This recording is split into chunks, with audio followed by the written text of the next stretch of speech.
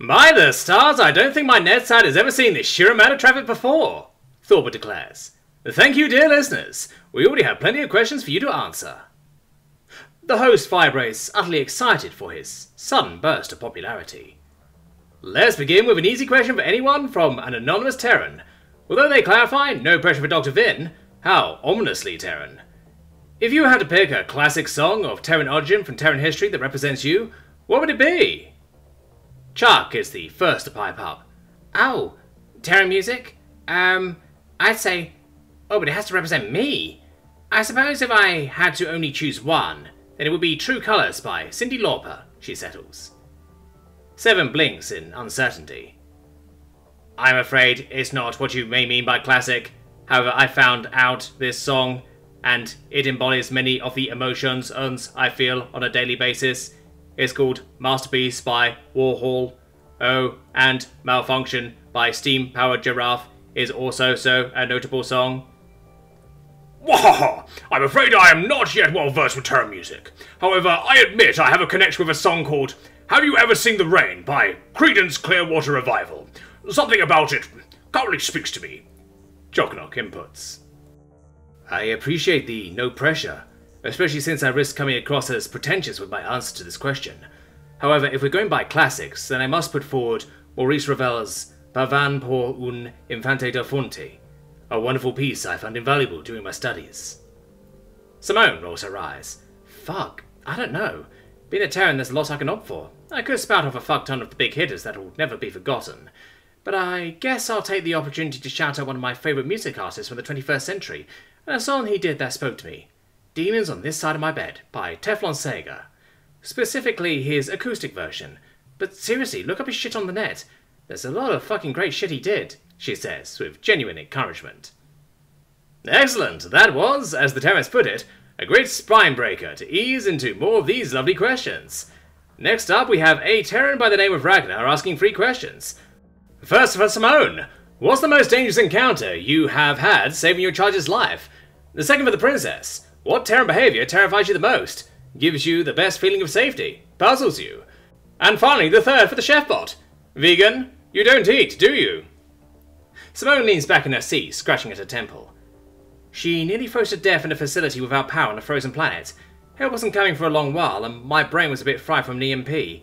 Despite my stupidity upon waking, I managed to get her out of there in one piece, Simone answers. That was indeed harrowing, but she did amazing. We ended up bundling together using her plasma cod as a heat source. I was terrified of it exploding, but it didn't, Chuck adds. Oh, and to address the question to me, Simone once drank nearly boiling hot liquid without hesitation, and she was perfectly fine. It's just terrifying that Terrans are such notorious risk-takers despite their strengths, but they are strong. Simone is really strong. There is an unparalleled safety to be in someone's arms that you know can hurt you so very easily. Chuck turns to look at the Terran beside her lovingly. And no, they won't ever do so. With a strength and a single heart such as that, how can you be afraid of anything? As for puzzling, I suppose in my very particular case, is how they can eat something made of pure chemicals and other materials that are being forced to be barely edible even by their standards, Chuck says, changing her tone to that of a teasing one. Hey, don't diss my cocoa slab pies like that. The thunder shits are fucking worth it, Simone retorts in a snicker. 7 patiently waits for the two to silence before answering their own question. I am a vegan chef. Although I can't consume what I create, that doesn't change my creations, or the values behind them, My values. It's that simple. The bot responds, assertively. Now let's jump over to a question for the captain. This is submitted by Mr. Piper, a Terran who is, by happenstance a gentleman, for Choknok, unsure of what that implies in a Terran context. Regardless, the question is, I absolutely love your demeanour and general attitude in life, but from whence it came? A mentor or a manual? Thorpe proceeds. Experience, a long life of it. Choknok answers simply, with little of his usual jovialness. Thank you, Captain. Looks like Mr. Piper has a few more questions. One for the Princess and the other for 7. For the Princess, I hear you began to work your way through Terran media. What has been the most liked genre? And for 7, do you find existence draining or do you find it invigorating? Oh, their animated media is fascinating. However, there is so much of it to watch that I don't really have a particular favourite genre of them. But the romance ones are nice, Chuck admits. Invigorating, 7 probably answers. Alright. Up next we have a Terran named EMBR with 3 questions for Simone. What is your preferred type of whiskey? What gun do you prefer for daily use? And, in hindsight, would you still have chosen to protect the refugees? Simone jolts in her seat, having a confused disposition. Who fucking asked that? She demands to know. Thorber shifts a bit away from the Terran in concerned fear. EMBR, spelled with capitals, EMBR, he clarifies to the uneasy Terran. Simone for a moment mulls over the potential of the worst possibility. No, it's impossible. Not unless it's someone else trying to fuck with her. I'm not answering those questions, she concludes, just in case. Alright, then how about this question for everyone? Nick, Terran, asks, what's everyone's favourite genre of music? Did we not already answer this? Chalknock inquires. No, they want to know about our general musical preferences, says, not just a single song, Seven answers. As for mine, I must go with Terran jazz. Ah, well, like I said, I'm not in the loop with Terran music, so I must default to whatever my song choice falls under. Ha ha ha. Chalknock replies. Oh, if we're still on Terran media, I'll have to say EDM, Chuck chirps. Classical for me, Vin states plainly. Everyone's eyes fall on the still agitated Simone, awaiting an answer. She shakes herself and focuses. What was the question again? She asks. Favourite genre of music, Chuck replies. Power metal is fun to work out to, but I actually listen to a lot of, fuck, now people know I'm a Conley kid, but folk music. Especially with just an acoustic guitar. I used to play along with it because they were simple and easy to sing along to. Simone grunts, trying to downplay it as much as fucking possible. You play and sing? Chuck asks excitedly, causing Simone's fear to become a reality. No, at least not well, just dabbled as a stupid teenager. Simone quickly dismisses. It's not stupid, I'd love to hear it sometime. Chuck persists. Trust me, you don't, Simone counters, now hiding her face in her arms on the table. Chuck leans in and opens her eyes wide. That's cheating, but still no. Next question, please. Simone shoots down, admittedly amused by the Callie's attempt. Thorber looks to his lens a little perturbed. I wasn't expecting so many Terrans to be entering questions, he mutters as he scrolls. Well, yeah, you are aware that the majority of your audience are Terrans, right? Simone informs him as she looks up from her arms. Really? Why? Are they scheming to shut me down? Or worse, disrupt my mating patterns? Thorber panics. No. Well, actually, I'm sure there are a few that want to do that second thing. You know who you are. Simone speaks directly into the recording device. But the majority of them just think your show is entertaining in the absurd way. Plus, Terrans like messing with people like you. I bet there's a ton of questions doing so. Just give it a minute. I'm not sure what you mean by that, but regardless, we move on to the next question. For Simone, we have 3 questions from another Terran named Lunge.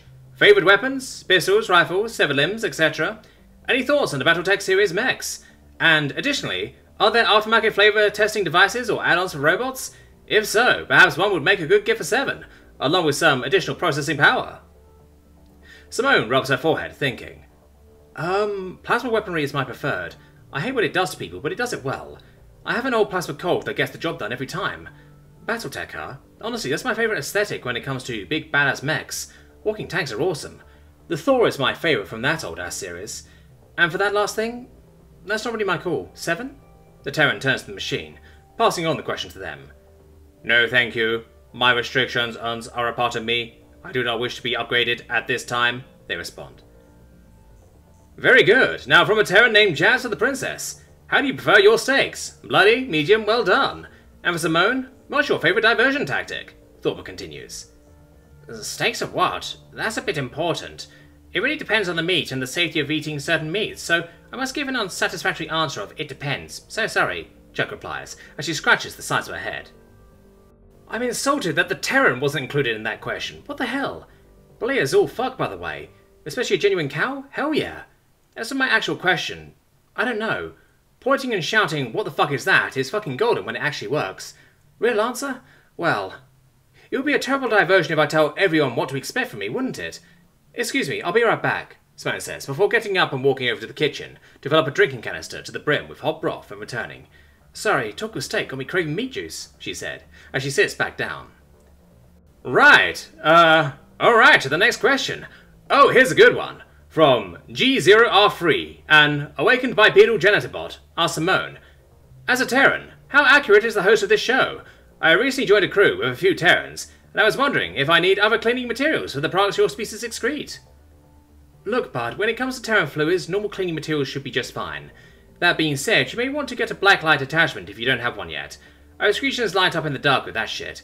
Just, be prepared for what you might see, especially in the bunk rooms, and side closets, and lounges, and maintenance rooms, and, well, maybe I shouldn't say, poor bastard. Simone cheekily answers, before taking a hot sip of her broth. Oh, I almost missed it, but they also have a question for 7. Are you planning, or do you have upgrades to your base frame, and what are they? I am not. My body's limitations to me are something to appreciate. They give me obstacles to overcome, barriers to knock down, self-purpose to fulfill. However, that is just as my current view. Just like any organic, I suspect my perspectives will shift over time. Best wishes to you and your journey of life. 7 responds pleasantly. How touching!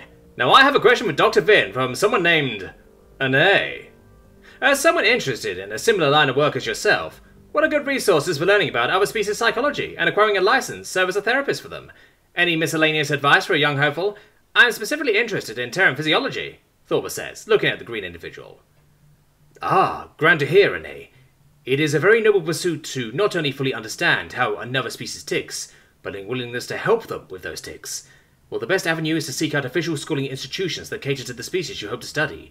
There are broader programs that cover multiple species, so if you are a very focused and determined individual, that may be the best option. Other advice that comes to mind at the moment is to learn to understand, which importantly doesn't mean agree. They can overlap, but keep those two concepts as separate entities in your mind. I really do hope you achieve great things. Best of luck to you, Dr. Finn says, with a tough smile plastered on his mug. Oh, here's a question for the Princess and Simone from a colony brat Terran named Henry. They ask, this might be a bit forward, but what are your thoughts on adoption? Would you be willing to adopt? Simone, mid-drink of broth, coughs and chokes finally at the question so far. Would you try a Terran, a Kali, or something completely different? Operator's one of those snake people. How would parenting even work? With best regards, Henry's Orphanage and Outreach Program. Simone covers her mouth as she retches from the broth flooding her lungs and sinuses. For fuck's sake, what the actual fuck, dude? Listen, I like kids, but I think it's clear as it fucking gets that this is no goddamn place for them. We're a target for a lot of really dangerous people. You want me to throw kids into it? You fucking... Simone rants, before being interrupted by Jack's grasper, grabbing her shoulder. Simone, let's give them the benefit of the doubt and assume they meant after all this, okay? She says softly. Coughing a bit more and clearing her throat, Simone cools off a bit. Yeah, alright. In that case, I'll just say it's something I'll need to figure out if I get there. Raising kids regardless of who they are sounds good to me, but the situation can't be like it is now, Simone finishes. I'm afraid I share that sentiment. It's just too dangerous at the moment to even consider such things. However, if I'm fortunate to come through this in a better place, although I'm not really interested in having children in a biological manner... Chuck's eyes flash and flick up to meet Simone's. Starting a family someday? When I'm ready, it sounds lovely. It's a future. I hope I can consider it at some point. But again, now isn't that time, she states. A bit embarrassed. Moving on, we have 3 questions from an anonymous individual whose whole comment is glitching out a bit odd. Regardless, the first question is for everyone. What is everyone's favourite colour? Edit. Please stick to human viewable segment of the electromagnetic spectrum. RGB or HSV values are acceptable, as is colour names. Orange, Simone answers quickly. Oh, red. Unsurprisingly, I know, Chuck says with a chuckle. I must say it's pink for me, Chucknock inputs. Indigo, Vin waves away. Any variant of green, 7 responds. Ah, and their final 2 questions are for 7, so let's get through it. What is... And this statement currently being perceived is actually false. Simone sits up straight, watching the bot in curiosity. 7's eyes rapidly blink. I'm flattered, but not odd interested. As for that statement, I will assume that wasn't an attempt on my life, and just in good fun. In either case, there's a fundamental problem with it. The paradoxical concepts it lays out are merely expressions on and not factual observable reality. Language itself is a construct to describe and represent what surrounds us, but it physically isn't. An impossible concept is just that, a concept. Very easy to overcome such sort of logic loops for any artificial intelligence worth their salt.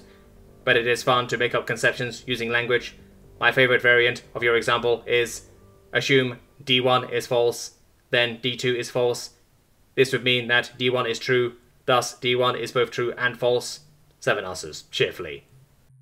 Now that I'm thoroughly confused, I believe it's time to wrap up. Oh, whoa, never mind, I see a flooding of Kelly postings that I must address. See, Terran? Plenty of non-deaf voters tune into my show. Alright, let's see. Message from Kelly Loyalist 42 to the Princess. We are glad that you're safe, Princess, and we await your rightful return as a queen. Down with the usurper. Chuck's eyes flash in a mixture of strong emotions. Oh, I appreciate that. Just please be careful that your message can't be traced, okay? Chuck answers. Another Kelly asks you, do you seek to take your rightful place on the throne, overthrowing your evil father and liberating our people? If so, how can your humble subjects and or foreign sympathizers provide aid to you? If not, how can we seek justice for your family?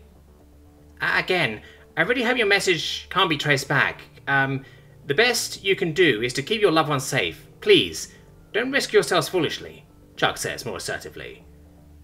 This next one is a Kelly named Trajanak Ashotaz. Years have passed since the transfer of power. Why should the people risk a bloody civil war over a princess who would rather gallivant around with some death welder than focus on what should be her only priority, her people?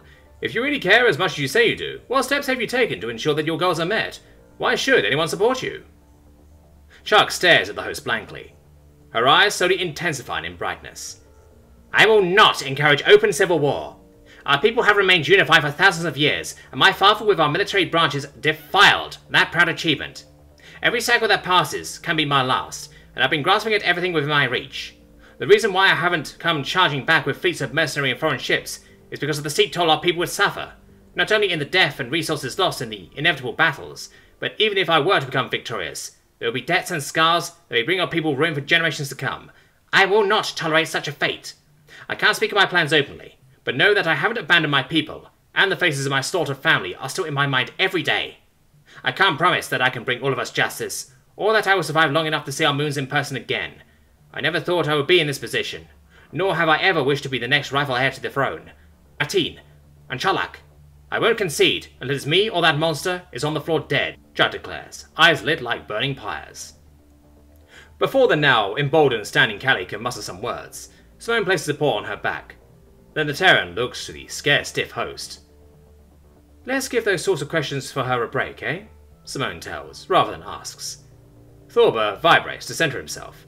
Right, here's a question for you then by a Terran named Wes. I've seen the aftermath on Kamoy, seen the broadcast regarding the princess and what she's running from. What makes you think you can fight off an entire universe's worth of bounty hunters and loyalists and come out on top? Seriously? Is there something I'm not getting here? Is the scratch really that good, or are you just a sucker for lost causes? Well, for one, I'm not a little bitch like you. And yeah, I am good, but I don't kid myself. I'm nothing all that special. I'm here because it's the right thing to do. How is that so hard to comprehend, dumbass? Now look here, Wes, and anyone else listening in. A cause isn't lost until it's forgotten. Bad shit can happen. You can be running into a titanium wall with nothing but a manual can opener. Shit, you could be the last fucking person in the whole fucking universe fighting with something. But that cause isn't gone. It's not lost. Not yet. Simone lectures, before waving a thought to move on. Interesting perspective from the Terran. Let's jump back to Captain Chocnol for a few questions, shall we? This first is from a long-time listener of the show, I'm sure. The glorious manipulator of existence. Anyways, they ask... Wait, I got name and species mixed up. How do I fix that? Should I start over? Sir Chocnock, we both know that humans can reconstitute from a puddle of blood and vodka under the light of a triple moon. But have you any visual proof that the males have a tentacle that they hide from jealous non-tentacle beings? If so, could you send me pics? For a friend. That is. A friend who is writing a paper for college. How do I turn this off? My vocal translator to text thing. Oh, this button right here. Knock. Okay then. I'll try this one for the captain from a town called The Cake Is a Lie 218-7555-092XX serving the royal family. Though I've accomplished no notably great feats, I've kept the princess safe to the best of my capabilities. And if I'm to be honest, it's a bloody good way to retire. Chocnoff responds. Writes, Hi, I'm Bart Simpson and I'm looking for a Mr. Ron, first name Mo. And another Terran named Ilaria Holden asks, what is your favourite tongue twister?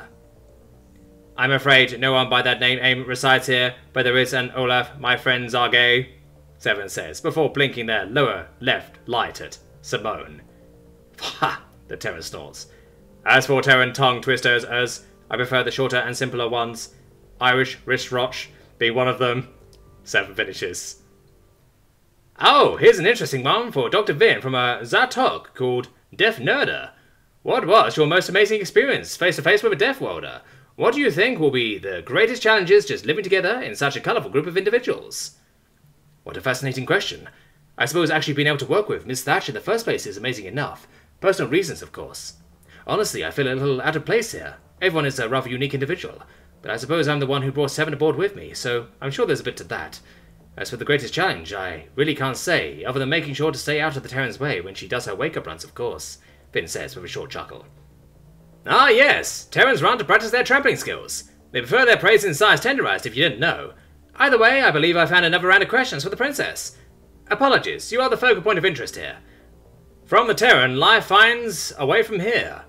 Does the royal family accept married in non-royals of other species? If so, is Simone count as royalty? Best of luck in your endeavour in any case. Oh, no. Simone and I aren't. I mean, that isn't. You see, we started our relationship not too long ago, just to be clear, but in an academic sense. Queens can't marry anyone other than a male Callie for reproductive purposes, you see. I'm sure there have been many queens with secret lovers, but as queen she has strict traditions to follow. Children of the queen can pursue relationships with whomever they please, but they can't marry if they intend to become the next heir. Theoretically, heirs can revoke their claim to the throne if it comes to that. Thank you, Chuck responds.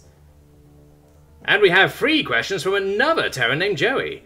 Have you been keeping up on what changes to your society your father is making? Changes to the laws? I see this as important, as this might make it impossible or very difficult for you to take your mother's place.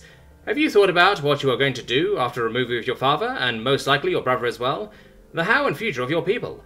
And what type of human cartoons do you watch? Disney, anime, etc.? I have been reading the news on the Callie net, yes. His new martial laws are destroying our way of life, rather than progressing it, and he can only enforce those laws while he's still alive. Moving on, I'm unaware of how many of my siblings are still alive, if any. As for the future, I consider it every day. To that last question, the only suitable response is yes, Chuck replies, much more composed. Kyurei Absentia asks, my heart goes out to you, young princess. What is your best case scenario for the end of this situation you find yourself in? What do you think is the most realistic? Best case is that our people have a bright future to be proud of, and that I'll be there to see it. Most realistic? I'm just one Callie against the universe. I have great friends here, of course, but there's a lot to come in the days ahead, not their slaughter. I'll leave it at that, Chuck says. Clarissa writes, what is your favourite Terran sweet? Happy to receive such a starkly easier question to answer, Chuck bounces eagerly. Oh, I recently had their sweet muffins. I haven't had the opportunity to explore, but I'm really wanting to try many more, she chirps. I'll be happy to schedule the more Terran-focused sweets in the meal plans, the bot offers. Oh, yes please, thank you, Seven, Chuck replies, bouncing even more. Alright, here's one that I've been too afraid to ask myself. Thankfully this individual is asking for me. Callie Anonymous inquiries, how in class sins are you able to keep your body from locking up around so much constant danger and a death worlder? And that with a Terran? I'm not sure whether to be impressed or concerned for the integrity of your limbs. Have you heard of some of the things Terrans can do? Thorbert's told me so much about them. You should give his show a shot. Oh, well, don't believe everything you hear on the net is all I can advise. Go out and meet a Terran yourself. You may be surprised what the amazing truths are. But still be careful. Like everyone else, Terrans can be good and bad. Well, they still lock up from time to time, I won't lie. And yes, Simone is very nice and very considerate. There are a few risks, but she's worth it. And she can do things that I dare not tell. I love her so much, Chuck says, while leaning up against the Terran. She's a top, by the way, Simone adds bluntly. Simone! The Callie giggles in light scolding. Well, I believe it's only fair that I lean back to Simone. Here's a quick comment by Obi-Wan of the 7th Dan. Hello there. Ah, isn't that nice? Thorber intends to continue, but the look the Terran has gives him pause. You know, it's fucks like you. That's the reason why we have fucking Hoth 2. Star Wars is great and all, but come on. We already had a Hoth 1 for fuck's sake, she rants. Ah, there was a question mentioning that. Yes, here it is. Akintos Clairvoyant writes, our home planet recently received an old radio transmission from Terra. It was a movie whose title we could not decipher. I'll be asking about the Princess Bride. Why was it Gilda as odds with Florin? Was this lightning sand actually present on your home Death World? Or was it just a dry sandbed with void caps in it? Long before we received this movie, we got another one we were able to translate to War of Celestial Bodies. Star Wars, May 1977. Why does it seem like this movie is a continuation of something when we didn't receive any priors in the series? How did you get so many xenospecies accurate before First Contact? What is this force they keep mentioning in the movie? Sorry, never watched Princess Bride, but my guy, you obviously have access to the net. Just go specifically on the Terran net space and watch them. I'm sure the quality will be a hell of a lot better.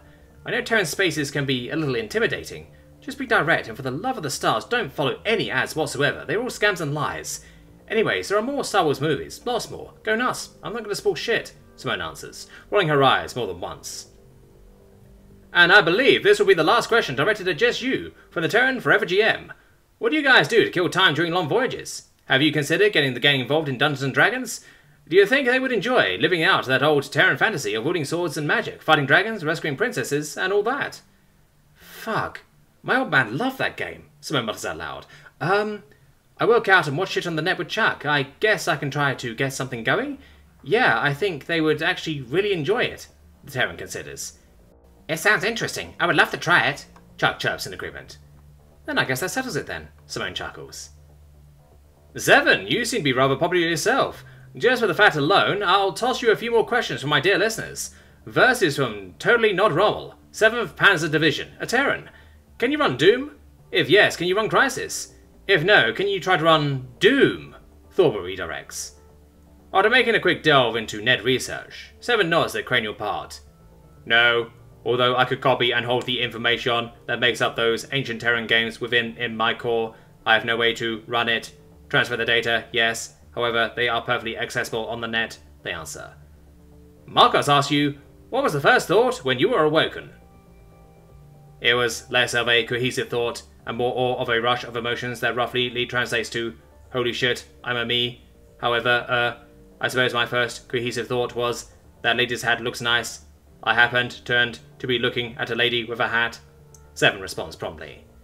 And the last question for the bot comes by a Terran named Alex. Can you confirm that there are chemicals in the synth meat that turn the freaking Terrans gay? I can confirm that there are no such chemicals in the meat eat, but even if there was, I fail to see the downsides, eyes. 7 finishes with an assertive nod. Good to know, I think.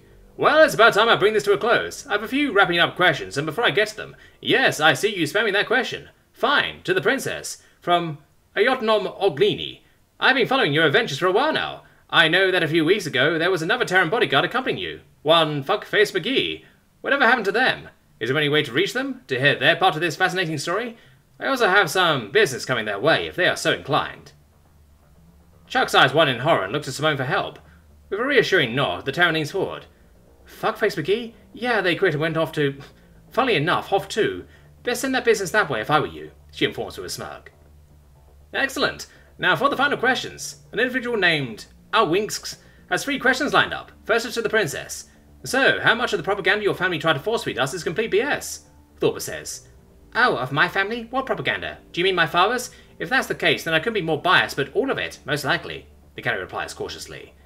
Thank you, princess. The next one is for the captain. What's your family's reaction to this whole coup thing? Like, if you're here helping Jack, are they out there helping the rest of her family? I'm the last of my line and far too old to have spawn. I was married to the job, as it were. I'm sure I have distant relatives out there somewhere, but Her Majesty is my family now. This is where I belong, he answers genuinely, before giving Chuck a salute. The Kelly stands and walks over to the old man, before gifting him a warm, thankful hug. I couldn't ask for a better companion, she utters. Absolutely touching indeed, dear listeners. The final question, which I'm certain many are wanting to ask, is for everyone to answer. Anything we can do to help? There was a long pause of silence from all the guests. If you or someone you know is looking to make a name for themselves in bounty hunting, save a life and stay clear of us, Simone says first. Always check your sources, and don't practice blind belief in anyone you may look up to, Finn inputs. Oh, prioritize you and your loved ones. I don't wish for more pain and suffering to spread from my families, Chuck states with the utmost seriousness. Compliment my uniform. I keep it in tip-top shape, Chalknock answers. Love each other. The universe may seem to be a dark, unfeeling place. However, you are part of it, and we all feel. The more we love, the more the universe first loves. 7 finishes. And that's it. You heard it exclusively here on Defo Dealer, the Runaway Princess and her noble crew. Thank you, dear listeners, for all your submitted questions. Not only is this a huge step for the show, but an even bigger step for uncovering all the dark secrets Death Orders keep from the rest of us. But we have a few secrets ourselves, like how we keep our beaks so gleamy and clean. Well, thankfully, they will never catch on to the sponsor of this episode, Monduin Beak Polishers. That's right, the great people at Monduin have done it again with their signature. Simone steps off the ship, escorting the podcast host into the ship bay of Truna Station. But do Terrans have acid sacs under their eyelids? Thorpe asked, with pheromones to act more like kin so you can infiltrate their social circles? Simone stops, putting her hands in her pockets. Pack bonding is a thing, I guess, but no brainwashing involved. Alright, you're on your own now. Know where to go? She asks. Yes, I have booked passage back to my home system. It was a fascinating and enlightening experience running on your ship. Perhaps I should pursue for more exclusive stories and leave my den a bit more... Or not. Farewell, Terran. Thank you for not disrupting my mating cycle. Porford begins to move on alone. Any time, Simone chuckles, staying for a few minutes to make sure the little nutcase finds his boarding section. As she turns around, she jumps at the snarling bark of a massive dog. Right behind her was 2 beefy Terran canines leashed at the hip to a very sketchy dude. This Terran wore what looks like home-crafted adorning furs and bone jewelry. His black hair is long and braided with claws and feathers tied in. His long, bearded face bore red painted markings and a simple trapezoidal tattoo on his forehead. Menacing dark green eyes cut straight through the redhead in evaluation, and whatever intention he has, he liked what he saw. Nice dogs, Simone utters, as she attempts to pass this freak. Bred to be like their ancestors, strong, sharp, and worthy. The man speaks in an incredibly low voice that crackles akin to lightning and thunder. I'm more of a cat person myself, Simone dismisses, finally moving on from this strange caveman cosplaying fuck. She can feel the stare on the back of her head as she quickly ventures towards where the Cripchat's bay is located. Despite the growing distance, she hears the man's low grumbling chuckle as he says something just loud enough to be picked up. Perfect. Turning a corner, Simone breathes in and out, free from the gaze. Something about that man made her insides twist and scream to get out of there. Just as her nerves begin to smooth over, she jumps again, as a voice comes through the comms. Simone! Chuck calls urgently. Panic taking her heart, Simone starts running. What's wrong? She responds quickly. It's Brom. He sent another message. He needs our help. Simone staggers to a halt, feeling the overwhelming sense of deja vu. Not this shit again.